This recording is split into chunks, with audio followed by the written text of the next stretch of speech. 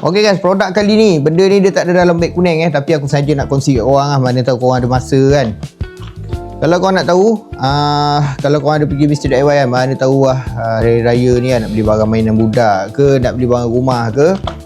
Kalau korang beli barang, kalau ikut info yang aku tahu, beli barang lebih RM40 lebih kurang korang boleh dapat Lego macam ni, tapi dengan harga bawah RM20 Lego macam ni.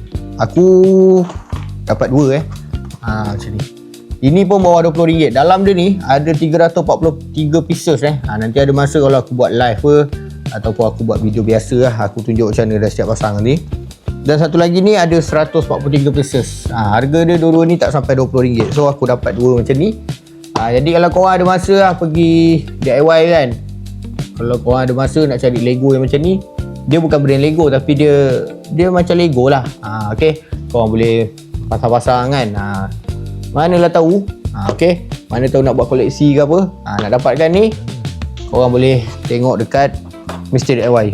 Beg kuning memang tak adalah benda ni. Okay, so itu sekadar perkongsian je lah daripada aku.